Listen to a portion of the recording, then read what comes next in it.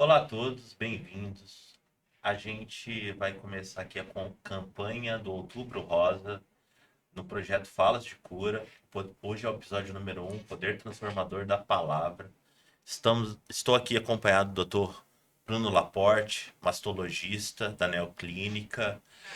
Ele tem fellow em Milão, ele é coordenador da residência de mastologias do HMTJ e membro da Sociedade Americana de Mastologia. Bem-vindo, Bruno. Felipe, obrigado, Neoclínica, por esse convite maravilhoso. Obrigado vocês, meninas, por estarem aqui com a gente. Muito feliz por esse bate-papo, muito feliz de levar os nossos olhares, os nossos sentimentos, a forma de encarar a vida e tudo que acontece nela para outras mulheres, outros homens também, e que a gente possa contribuir de uma forma singela e carinhosa na jornada de vida de muitas pessoas. Nós estamos também com 3 participações especiais: a Lídia, a Maria e a Luciene. 3 pacientes, 3 pessoas fantásticas. E o nosso objetivo hoje é ter um papo sobre toda a jornada após o diagnóstico de câncer de mama e o poder da transformação, de ressignificar essa experiência. Maria, um paciente, bem-vinda, Lígia, bem-vinda, Obrigada. Luciene. Muito obrigada pelo convite. Estou muito feliz de estar aqui participando com vocês. Também, obrigada. Quanta honra, né? Estar aqui ao lado de vocês. Feliz também por estar aqui. Bom, vamos começar com um ponto inicial, que é o diagnóstico. Lídia, para você, como foi receber o diagnóstico de câncer de mama? Para mim foi um susto. Eu, assim, fiquei meio sem acreditar no que estava acontecendo. Demorei até um tempinho para a ficha cair, porque eu estava, assim, vivendo a minha vida na maior alegria possível, tudo ocorrendo bem, e do nada uma bomba dessa. Então, assim, foi muito difícil. Eu tive muita dúvida, muito medo. Eu não sabia o que podia acontecer. Eu não tinha noção nenhuma de como aquilo ia afetar e ia mudar a minha vida. E o quão ruim podia ser. Então, assim, foi um susto muito grande, um baque muito forte. Eu fiquei, assim, meio que desnorteada por um tempo, sem mesmo acreditar no que estava acontecendo. E me fala uma coisa, quais foram suas maiores forças, seus maiores alicerces, seus maiores medos? E mais importante do que isso, o que você falaria para uma mulher que está nos ouvindo e está passando agora pelo diagnóstico, sobre o momento do diagnóstico? Tá. Sobre os meus maiores medos. De cara, o primeiro, assim, será que eu vou morrer? Será que isso tá acontecendo e tá, assim, já pré-definido que vai ser assim, dessa forma? Então, acho que o maior medo foi esse. Mas à medida que as coisas foram acontecendo, fui buscando atendimento, buscando exames, correndo atrás de resolver, eu falei, não, tem como resolver. Não é algo assim, pronto, tá Não definido. posso me desesperar Não, e aceitar essa situação sem não, lutar. jamais. E aí, eu sempre fui uma pessoa muito positiva. Em acreditar que as coisas vão dar certo, que, assim, a força do pensamento é muito importante, porque ela te motiva a ir atrás do que você precisa ali. Então, esse meu positivismo e as pessoas que estavam à minha volta me apoiando, falando, não, vamos resolver. Os meus médicos, principalmente, nossa, eles foram, assim, incríveis, incríveis.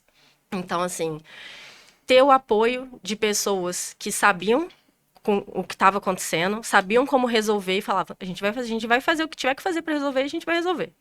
Então, assim, essa motivação, essa força foi muito importante. E quem está vivendo esse momento de diagnóstico agora, não tenta não desesperar. Tem como ir atrás de buscar uma resolução para isso. Nada é impossível de se resolver. Então, não desiste, vai atrás, não perde tempo, é algo importante que a gente não pode falar. Deixa, depois eu vejo isso. Tem que ir, assim, quanto antes para você se curar o quanto antes. Então, eu acho que é o que eu falaria agora. Se curar não é só Não, fisicamente, né? Se curar é curar-se de uma dor da alma. sim, Quando você recebe um diagnóstico de câncer de mama, a gente passa por um período de luto, luto de si mesmo, luto do que está acontecendo, e a gente tem que se reinventar, né? Eu vejo muito isso nas histórias que eu tenho o prazer de acompanhar, de ser médico e estar junto da pessoa na caminhada. A gente vê que a pessoa, ela vira outra pessoa, ela ressignifica muita coisa na sua vida e ela se torna uma pessoa que talvez ela nunca achou que ela deveria ser, que ela seria, né? Isso é muito interessante. Vai. E pra isso é você? ótimo, né? Em muitos aspectos, é o poder da transformação, né? É o poder da A gente transformação. fala que nunca mais vamos conseguir ser as mesmas pessoas, e que bom que a gente não vai conseguir voltar, né, e ser a mesma pessoa em muitos aspectos. Absolutamente. O câncer, ele me mudou muito, mas ele não me definiu. Ele, ao contrário, ele me impulsionou para poder me transformar na melhor pessoa que eu poderia ser e ir atrás dos meus objetivos que eu sempre tive a vida toda e nunca achei que fosse possível alcançar. Fantástico. Deixa eu fazer uma pergunta para vocês duas. Vocês têm muita autoridade de fala nisso.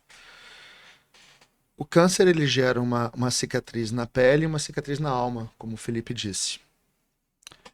O que vocês acham logo depois desse momento do diagnóstico, nesse momento a gente está falando de diagnóstico, que é importante para essa cicatrização da alma? Porque a cicatriz sempre vai ficar, ela marca vocês, mas ela pode ser um sinal de superação, um sinal de força.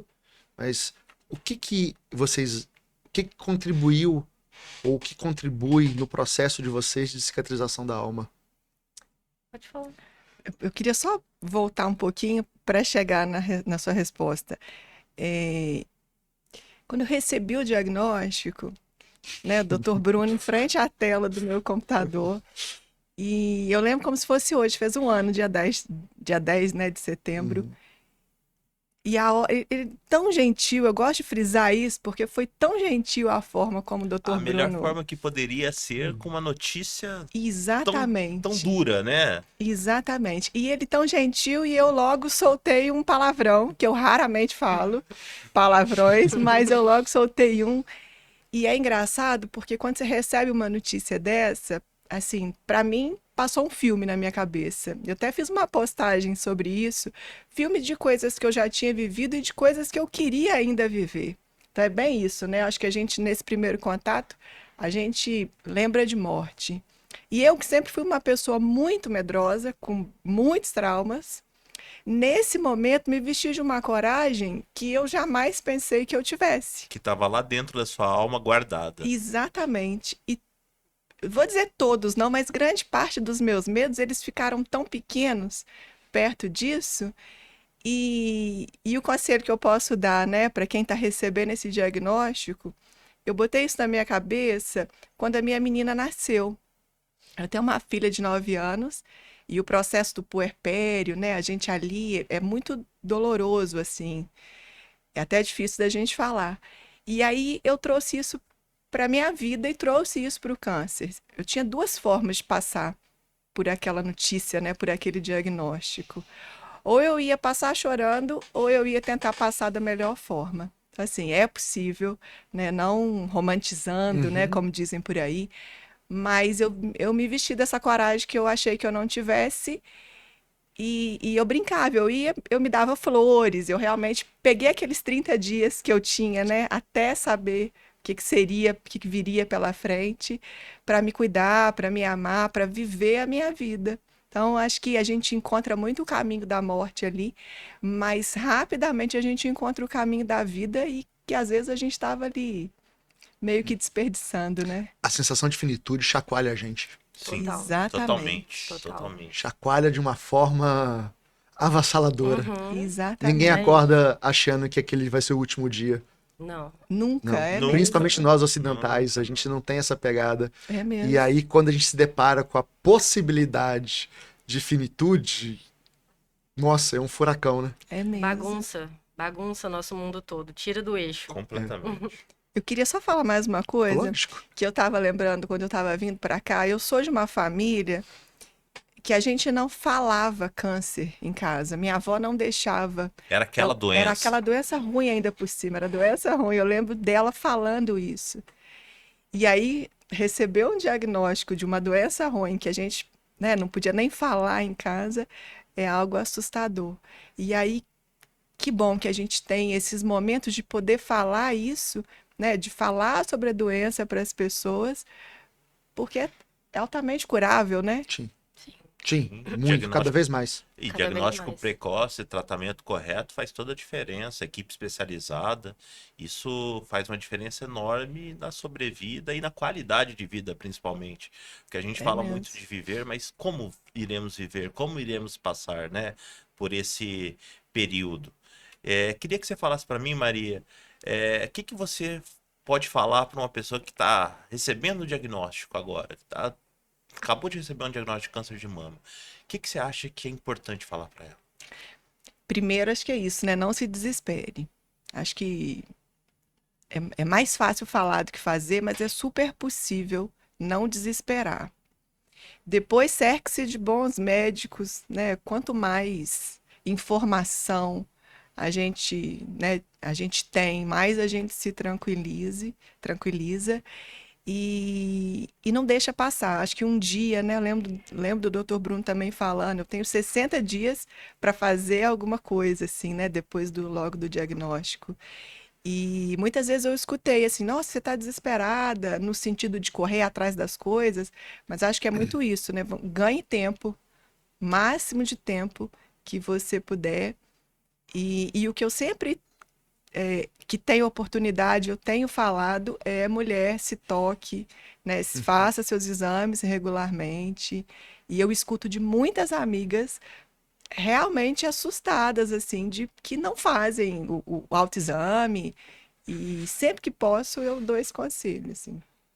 Além do autoexame, é importantíssimo ter um mastologista da confiança, ter um profissional, porque assim, quando a gente fala em diagnóstico precoce, a gente quer pegar antes daquela alteração aparecer no corpo, né? Então, É existe mesmo. o papel do rastreio, o Bruno pode falar até melhor do que isso, mamografia, é um exame que possibilita o diagnóstico precoce, inclusive mudou recentemente, né, Sim, Bruno? mudou ontem. Mudou a orientação do Ministério Que da bom. Saúde. Da idade, né?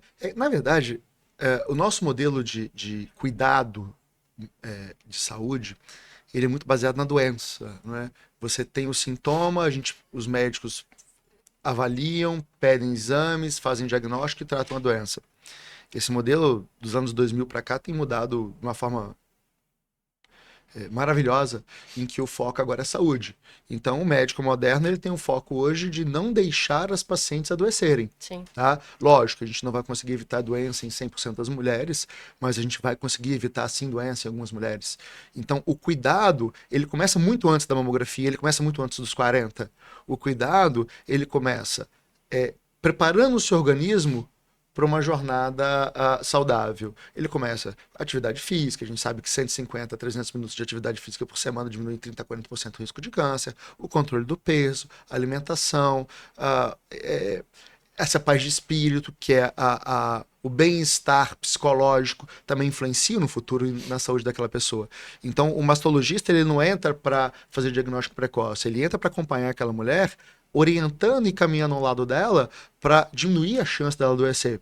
E sim, pedindo os exames adequados. Agora, uma coisa que a gente tem é aquele conceito de que as mulheres têm que fazer X, Y, Z exames. Não, não tem receita de bolo. A gente tem que individualizar o cuidado de cada mulher. Então, cada mulher precisa de um cuidado, de um exame especial.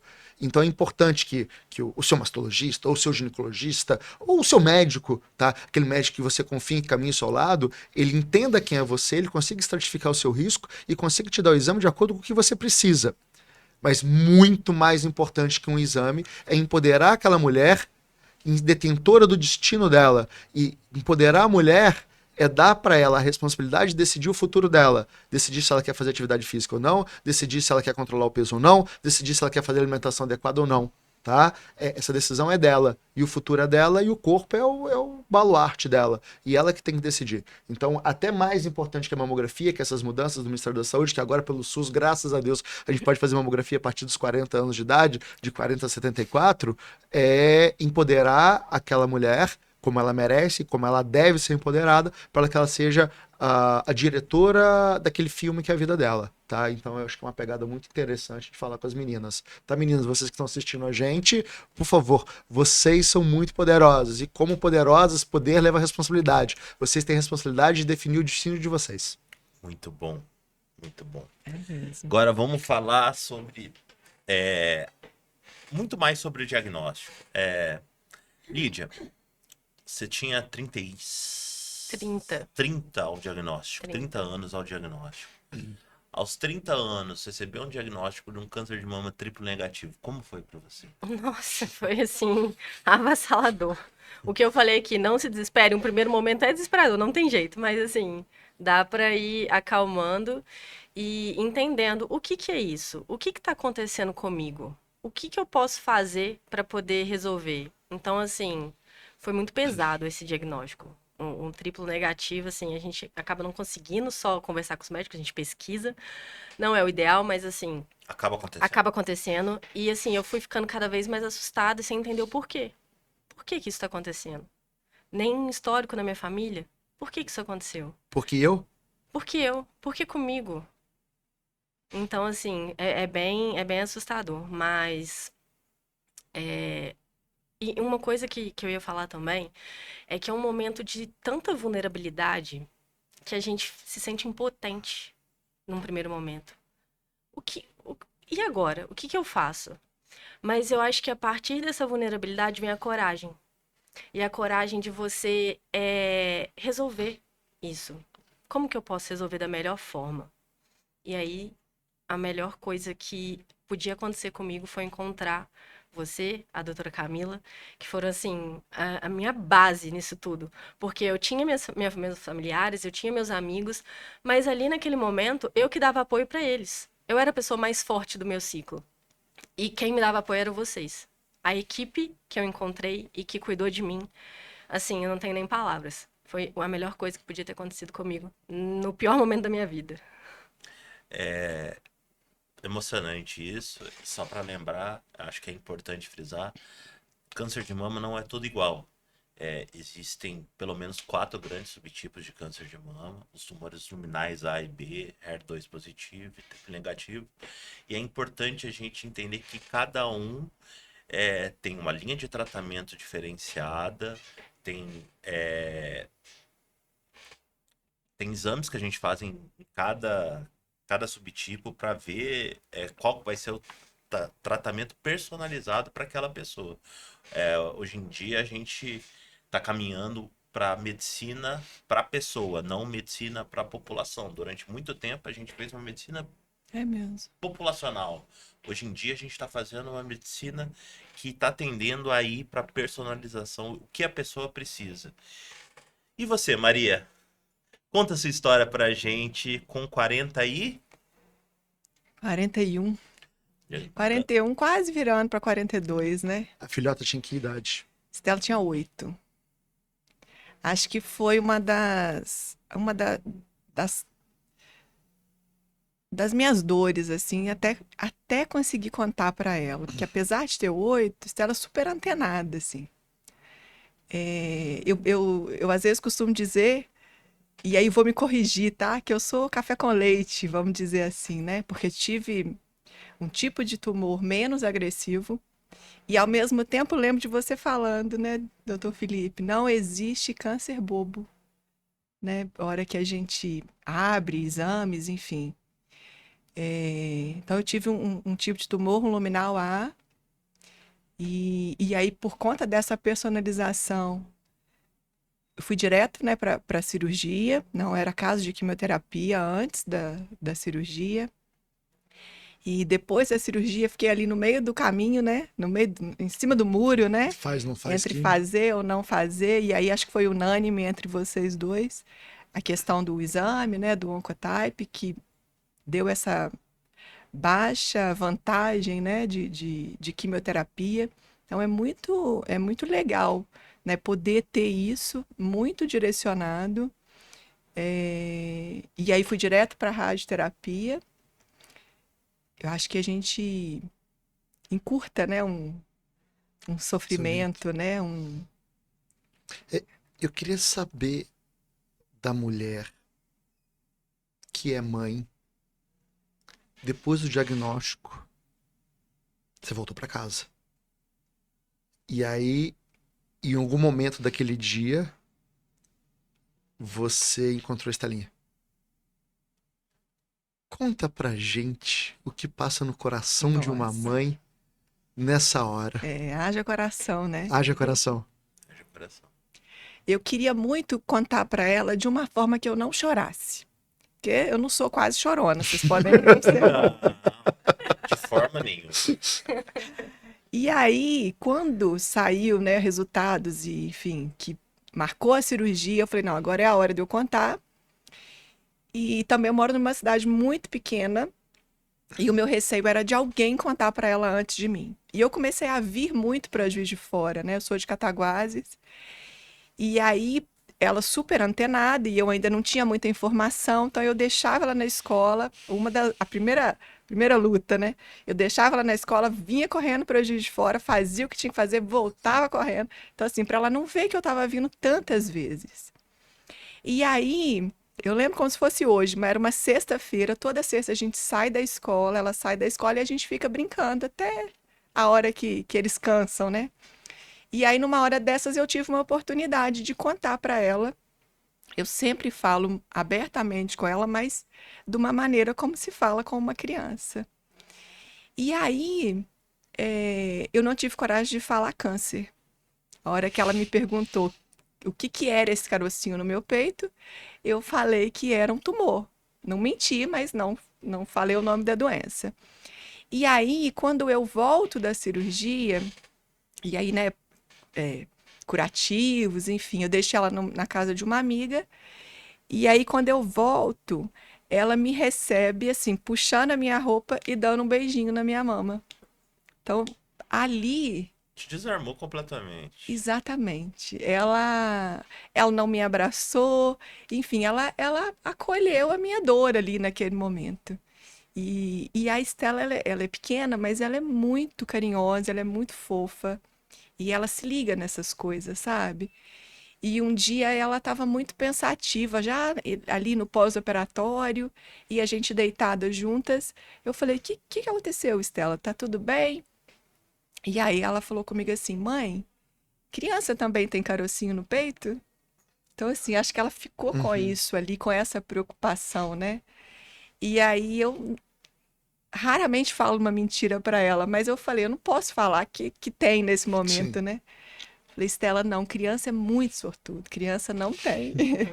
E aí ela abriu um sorrisão e foi brincar, enfim, venceu aquele dia. Então eu acho que a nossa dor, ela sai da gente e vai para um outro campo. Acho talvez por isso que as mensagens são recebidas assim, tão diferentes.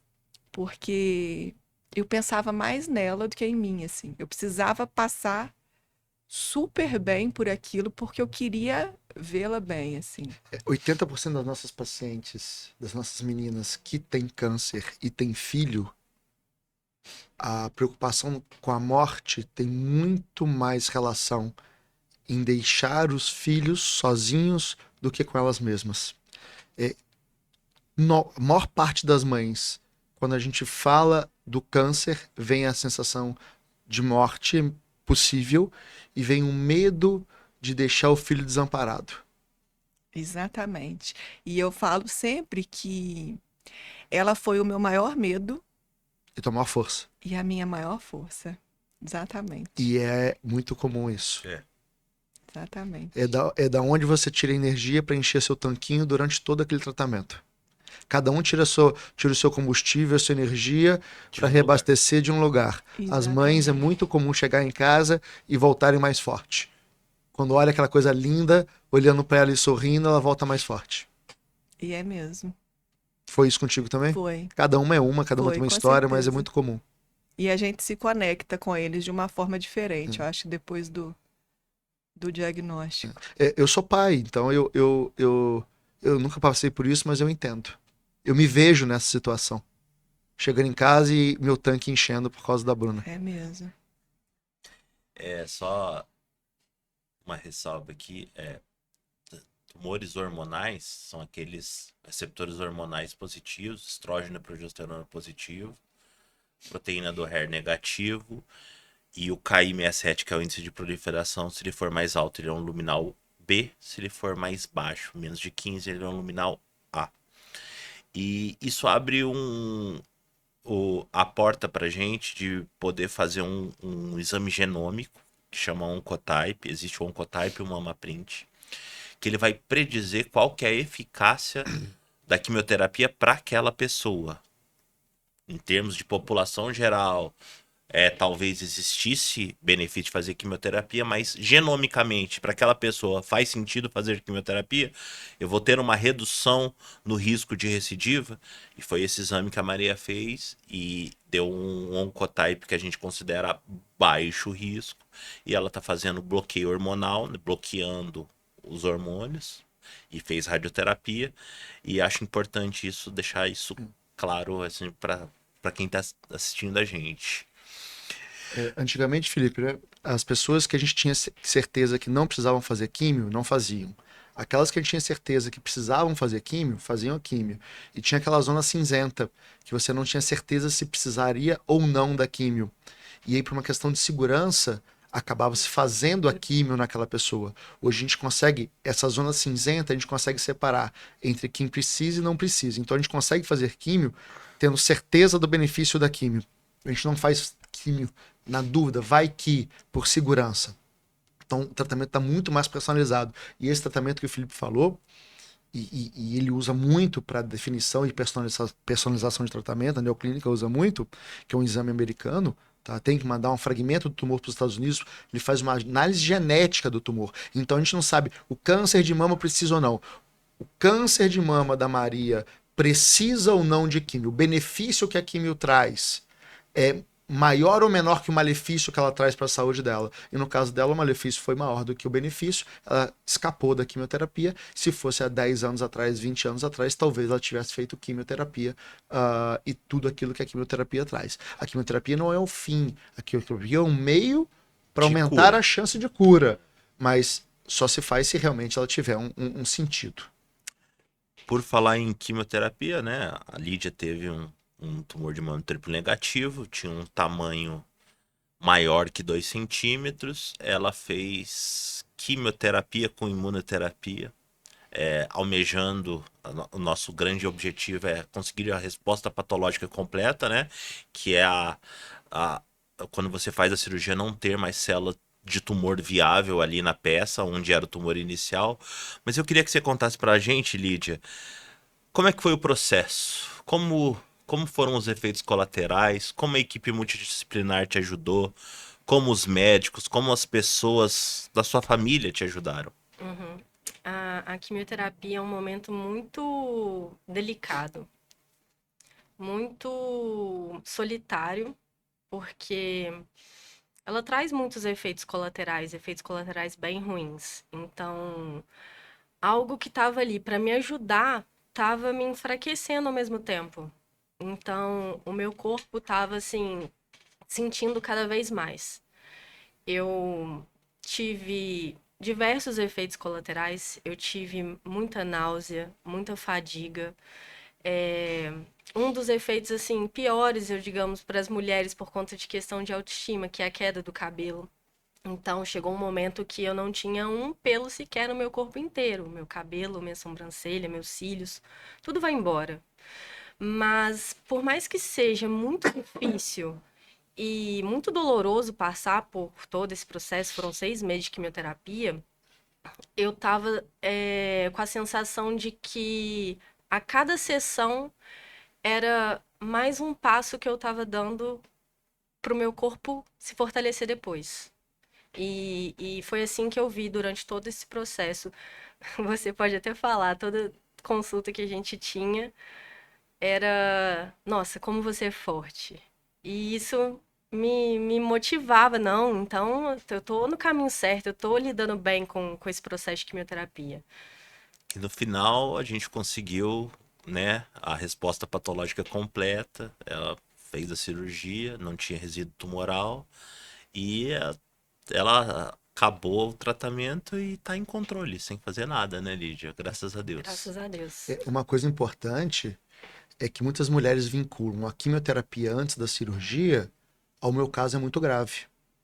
E desde 2016, com o Great X e o Catherine, que foram esses trabalhos que mudaram o nosso entendimento, mesmo tumores pequenos, quando ele tem a proteína HER2 presente ou quando ele é triplo negativo, eu tenho um benefício de fazer a quimio antes. Mesmo tumores de 1,5 triplo negativo, tumor pequeno, 1,5 cm, você tem benefício de fazer a quimioterapia antes, porque você aumenta a chance de cura. Porque eu testo a quimioterapia naquela pessoa e depois da cirurgia eu descubro se aquela terapia foi efetiva da forma que eu gostaria ou se eu preciso de fazer um reforço. E esse reforço aumenta a chance de cura dessa paciente. Então, fazer a quimioterapia antes da cirurgia não é um atestado que o seu caso é grave. É um atestado que mudar a ordem traz benefício para você. E para ver como é que é diferente. Maria e você, casos de conduta muito, muito, muito diversa. Então é muito personalizado, né, Felipe? É muito O oncologista personalizado. e o mastologista tem que ter essa conversa. Tem que ter Porque essa não adianta chegar no oncologista depois de operada se o ideal era fazer a químio. Então, se a equipe não conversa, você não consegue entregar tudo para aquela mulher. E quem que é a pessoa fundamental nisso? Aquela mulher, a paciente. Porque ela que tem que ser empoderada, letrada, para conduzir os médicos e às vezes colocar os médicos para conversar, porque nem todas as mulheres têm um tratamento na mesma clínica. Às vezes ela passa num consultório de um mastologista e o oncologista está na clínica. Sim. Então quem que faz tudo aquilo funcionar junto, quem que é o maestro, é a paciente, que tem que ser empoderada e letrada. E é importantíssimo, assim, ter uma equipe multidisciplinar coesa, trabalhando com o mesmo pensamento. Isso daí faz total a diferença na vida de todo paciente. Agora vamos falar um pouquinho de você, Maria. Você não fez quimioterapia e está fazendo bloqueio hormonal.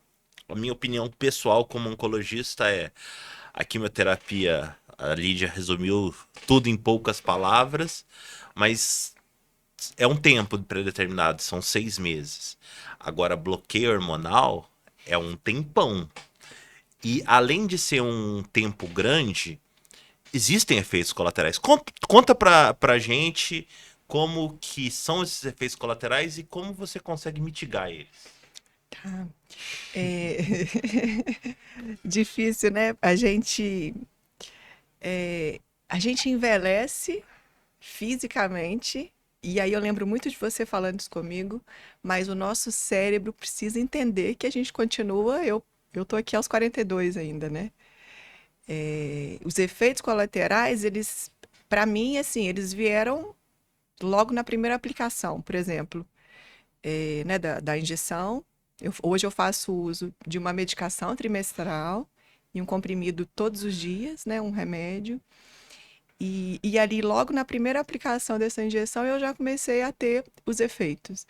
Então, é uma grande menopausa, né? Abrupta. Exatamente. E em uma das consultas, o doutor Bruno até falava, é isso aí, porque a menopausa, ela vai acontecendo, né? E a nossa, de quem faz esse bloqueio, ela vem todo de uma vez. Então, assim, hoje eu já estou um ano, né, tratando.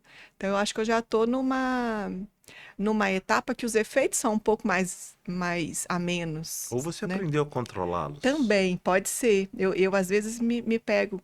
Porque, assim, eu já passei, por exemplo, 15 dias, assim, sem dormir. Sem dormir, né, acordada, mas assim... Um sono ruim. Exatamente, dormindo e acordando, porque vem aqueles efeitos mesmo de calor e de muito frio, de muito calor e de muito frio.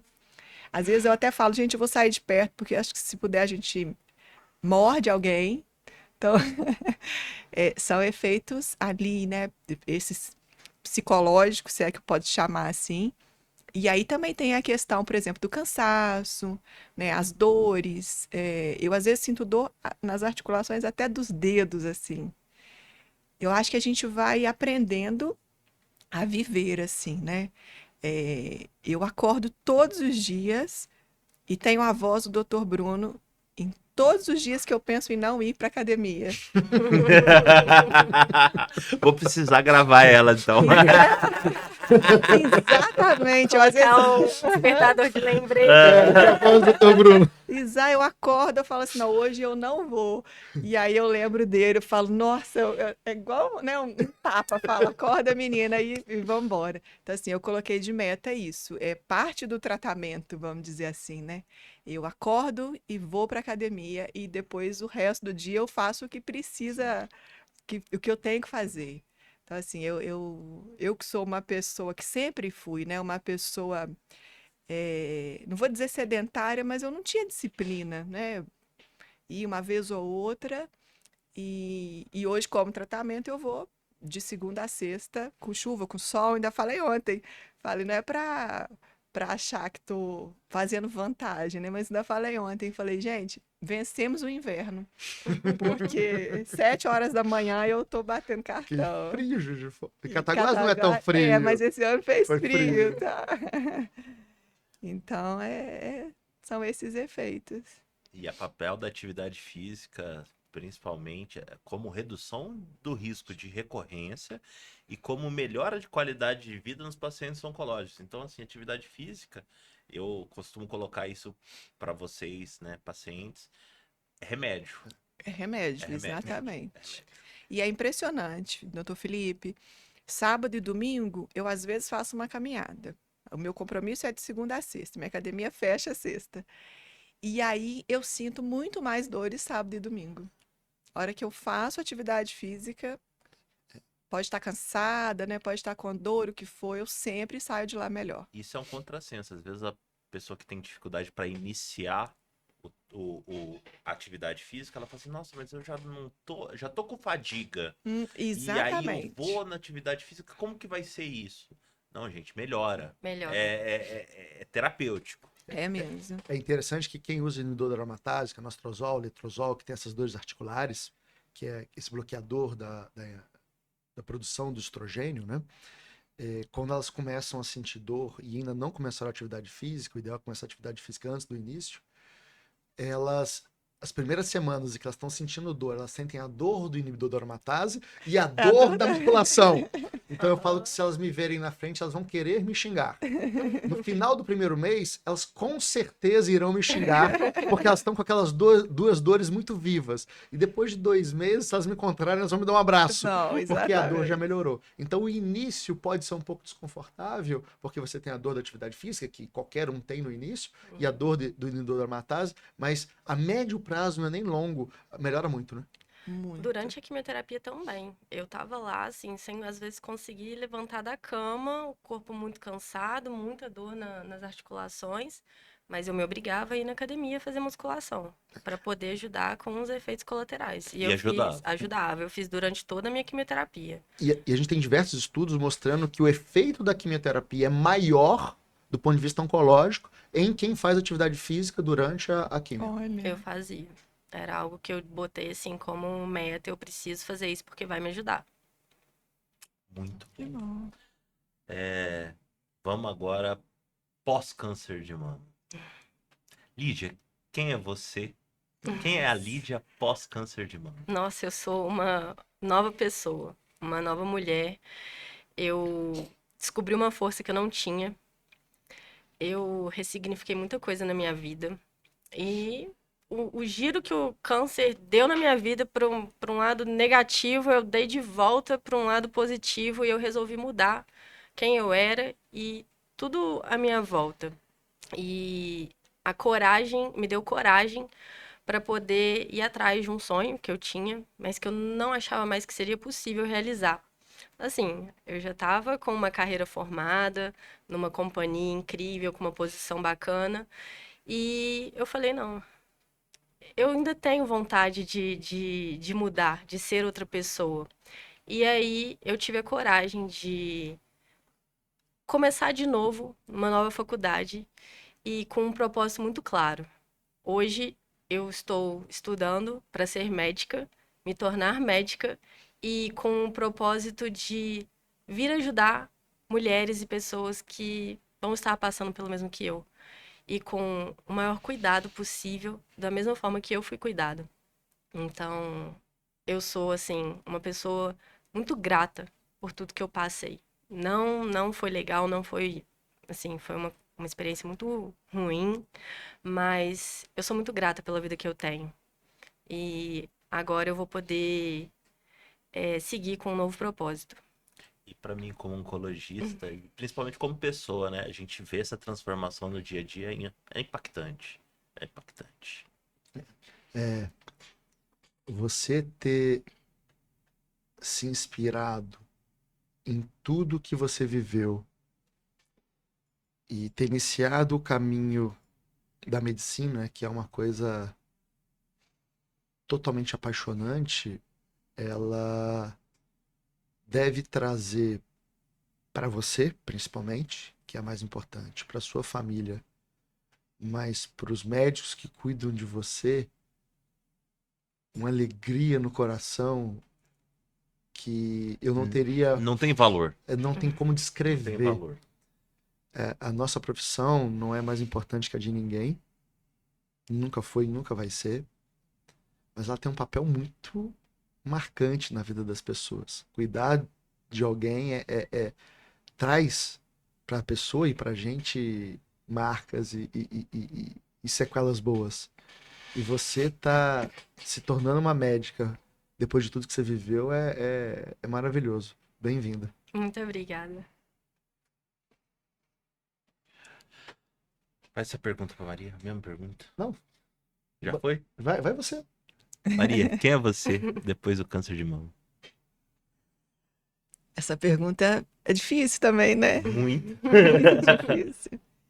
Eu acho que eu pelo menos, encarei como se eu tivesse recebido uma segunda chance, assim. E ao contrário da pergunta do por que eu sempre me fiz para que eu? E o que eu tinha que fazer com isso, assim, dali para frente? Eu hoje me tornei uma pessoa mais forte, mais corajosa, menos medrosa. E eu sempre fui uma pessoa positiva, mas assim, hoje eu vivo os meus dias mais leves, assim. Eu costumo dizer que eu aprendi a desacelerar. Eu estava num processo sempre assim de vida, né? Dessa correria e sempre muito trabalho. Eu hoje consigo, por exemplo, falar, não, hoje eu vou tirar o dia de folga e fazer umas coisas assim que quem olhar às vezes vai falar, gente, mas é louca, né? Que ela tá, por exemplo, tomando um sorvete 2 horas da tarde em plena quarta-feira. E Tá vivendo. exatamente. Tá vivendo. Intensamente. Não tem dia, não tem hora pra viver. Exatamente. Eu fui viver assim. Eu botei o meu medo no bolso e fui viver. Você se tornou maior que ele. Eu bom. lembro da Maria na primeira vez.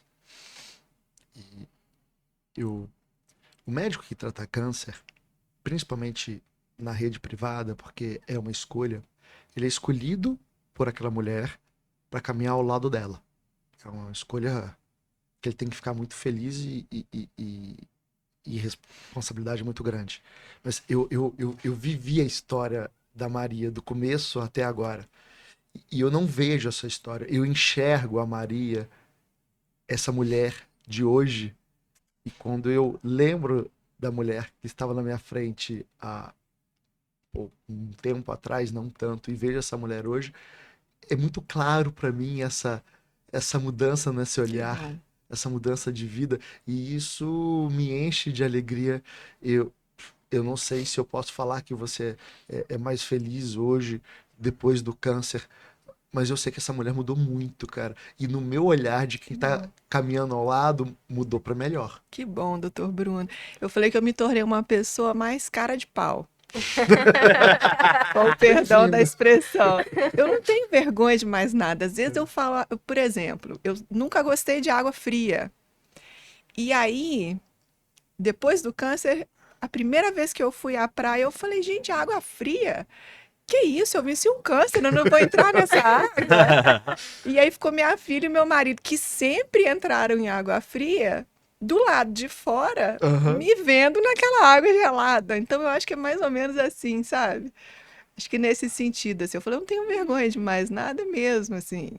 Maravilhoso, né? Que bom, Maravilhoso. que bom. Vamos lá, Lu. Vamos lá. Senta, troca alguém com a Lu, que aí a gente faz o dela Deixa eu rapidinho. fazer uma coisa. Fala. Deixa eu vir aqui. Pode ser. Lu, vem pra cá. Vou ficar, Isso é então? bem mais importante. Ai, Vocês são oh, muito meu mais importantes Deus. que eu.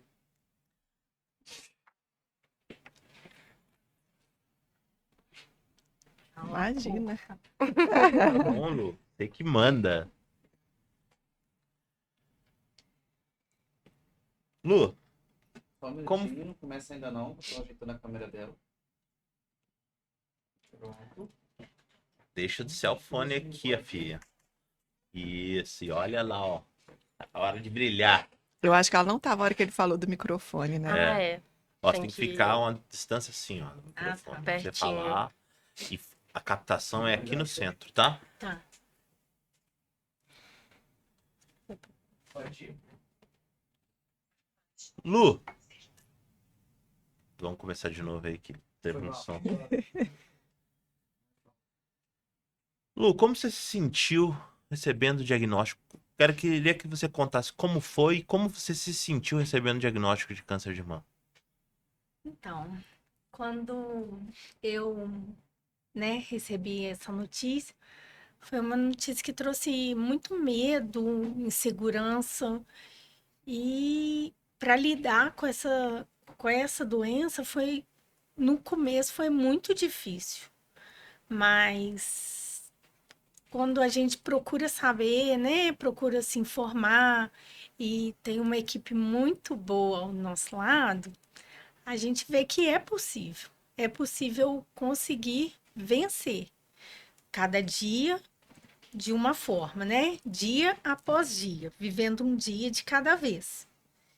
E estamos aí, né? Eu ainda continuo no tratamento, mas estamos vencendo cada etapa e é muito importante. Com a ajuda, claro, de uma equipe maravilhosa. Obrigado. Só para deixar claro, a Luciana ela teve um câncer de mama HER2 positivo, é uma proteína, um fator de crescimento epidérmico humano, que estimula aquela célula a crescer.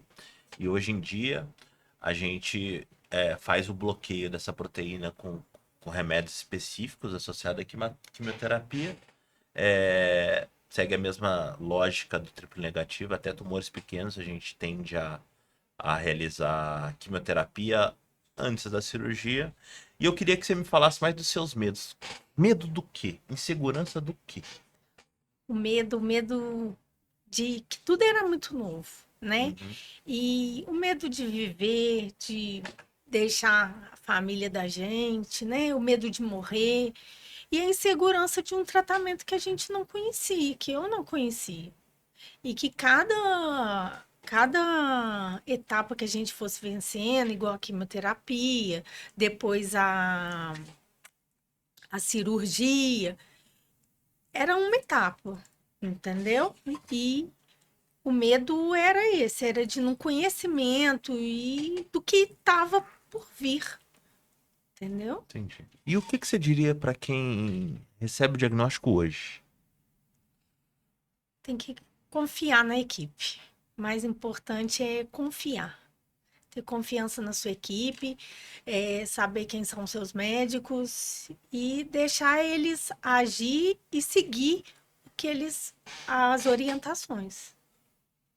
Vocês duas falaram de um tema muito importante que é a informação. A informação é poder, principalmente tratamento oncológico, em que tudo é muito novo, não faz parte do nosso universo. Até pouco tempo atrás, o paciente oncológico ele era visto assim como um paciente meio deixado de lado, meio que tá com câncer, coitado. E hoje em dia isso mudou completamente, né? E vamos lá, Lu, você teve o diagnóstico num câncer HER2, fez quimioterapia. Como foi a quimioterapia para você e quanto a equipe multidisciplinar ajudou a você superar os efeitos colaterais e quais foram os efeitos colaterais, né? Então, a quimioterapia foi a parte mais difícil, né? Mas, assim, com a equipe multidisciplinar foi incrível. E me ensinaram que eu ia conseguir vencer e que era só uma etapa e que eu precisava vencer. E, assim, com o nutricionista, com a equipe de enfermagem, que, assim, foi tudo, os médicos, a força que você me deu todos os dias, todas as vezes que eu entrava dentro daquele consultório que você falava, você vai vencer, calma. E foi caminhando. Difícil, mas assim, os efeitos colaterais também foi muita dor das articulações, enjoo, náusea.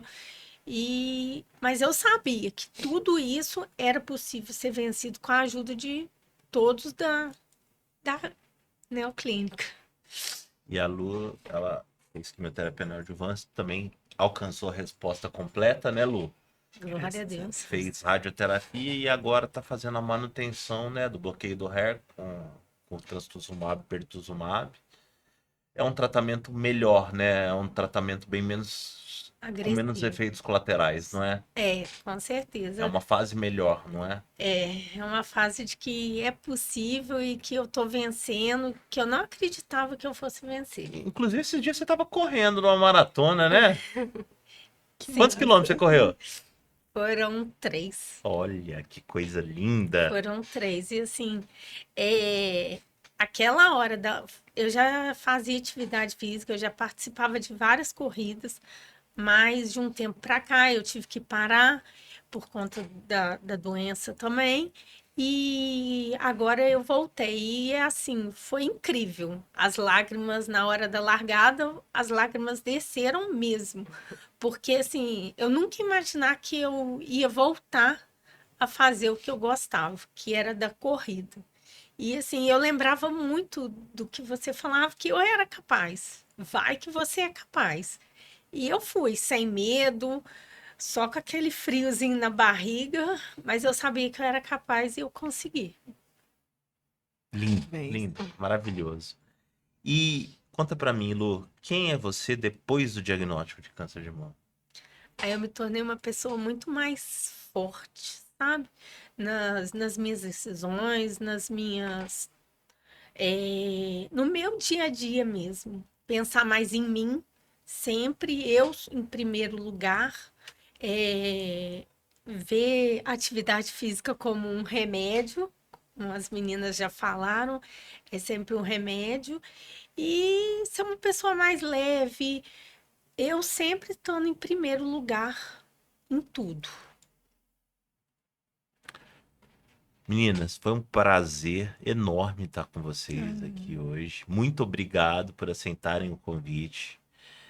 Acredito que, ouvindo a história de vocês, vocês vão tocar o coração de muita gente.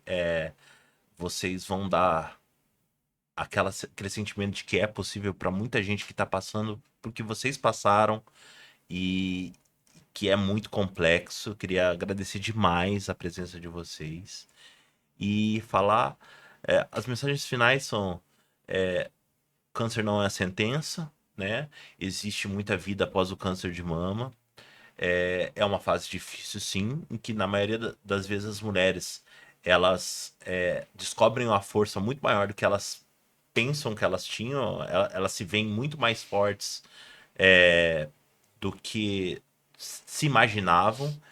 E principalmente, hoje em dia, câncer de mama, o tratamento é individualizado. A gente teve aqui 3 exemplos, 3 tratamentos totalmente diferentes, e graças a Deus as 3 pacientes ótimas, 3 amigas ótimas, vivendo a vida de vocês. E é muito bonito pra gente que trabalha com oncologia ver o resultado do nosso trabalho aqui e agora. Muito obrigado. Muito obrigada pelo convite, doutor Felipe. Foi incrível poder compartilhar aqui a minha história e poder tocar o coração de mulheres que estejam precisando de ouvir o que a gente conversou aqui. Obrigada, doutor Felipe. Eu sei do quanto de privilégio, né, a gente tem de ter vocês. Então, eu agradeço a Deus pela vida de vocês todos os dias. E se me permite completar, fortaleça a sua fé, né? A caminhada, ela às vezes pode ser longa, mas a gente vai ali nas curvas, né? E logo, logo a gente avista uma luz, né? Lá no fim do túnel. E acho que é isso. Que bom, foi um prazer estar com vocês, conhecer pessoalmente essas mulheres lindas, Incríveis. incríveis, fortes e, né, juntas a gente pode vencer muito mais batalhas do que a gente imagina, né? A gente fala que somos amigas do peito, né? E literalmente. Literalmente. E que bom que Deus pôde cruzar os nossos caminhos e que a gente está aqui hoje para contar, sim, as nossas superações, as nossas batalhas. Que bom que a gente caminha com vocês. Obrigada. E a minha palavra para você é gratidão. Oh, meu bem, obrigado. É só gratidão. Você é uma pessoa incrível. Obrigado. É mesmo. E que eu todos os dias peço muito nas minhas orações para te abençoar, para você continuar sendo essa pessoa maravilhosa, esse médico maravilhoso e que me ensinou muito, que me ensinou a ser muito mais forte do que eu era e que eu ia conseguir vencer. Então, assim, eu tenho imensa gratidão mesmo. Ficou excelente, menina. Ai, Ficou que bom. excelente. Que bom, Tô que arrepiada lindo. desde a hora que eu entrei na sala. Eu também, eu tô tremendo, tremendo, perdendo as gente. palavras que eu não conseguia. Não, só vocês não, até eu. Nossa, gente.